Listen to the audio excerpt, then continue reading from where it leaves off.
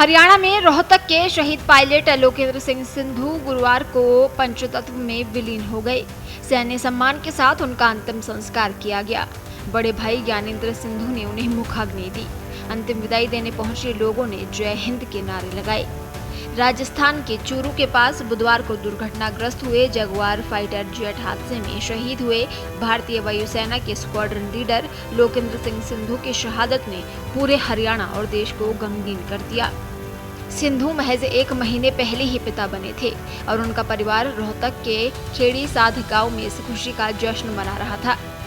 शहीद को मुखाग्नि लोकेंद्र के भाई ज्ञानेंद्र ने 1 महीने के भतीजे को गोद में लेकर दी।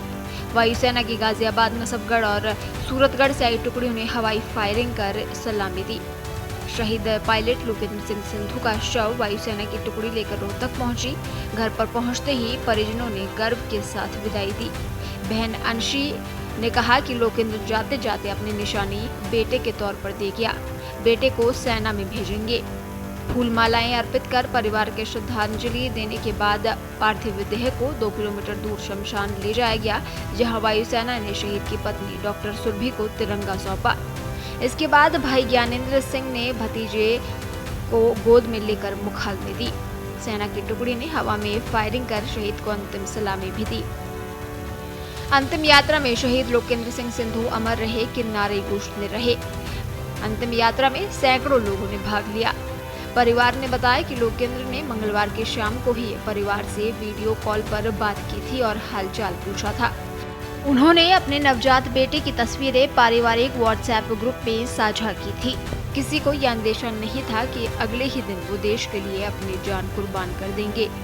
लोकेंद्र सिंह सिंधु ने अपनी ड्यूटी के प्रति इतनी निष्ठा दिखाई कि उन्होंने अपनी जान की परवाह किए बिना विमान को आबादी से दूर ले जाने की कोशिश की ताकि किसी आम नागरिक को नुकसान न हो। लोकेंद्र के भाई ज्ञानेंद्र ने बताया कि हादसे की जानकारी उन्हें मीडिया से मिली। उन्होंने तुरंत अपने रिश्तेदार जो वायुसेना में विंग कमांडर है उनसे संपर्क किया। इसके बाद पुष्टि हुई कि लोकेंद्र अब इस दुनिया में नहीं रहे। परिवार के अनुसार 30 जून को सिंधु अपने बेटे के जन्म की खुशी में आयोजित एक पारिवारिक समारोह में शामिल हुए थे और अगले ही दिन उन्होंने ड्यूटी ज्वाइन कर ली थी। बेटे के जन्म को लेकर परिवार में बेहद खुशी थी, लेकिन अब वही घर मातम में बदल चुका है। लोकेंद्र के दादा बलवान सिंह ने कहा कि हमारी उनसे गहरी आत्मीयता थी।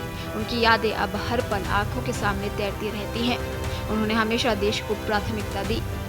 भाई ने बताया कि लोकेंद्र ने शुरू से ही वायुसेना में पायलट बनने का सपना देखा था। 2010 में 12वीं पास करने के बाद एनडीए की परीक्षा पहले ही प्रयास में पास की।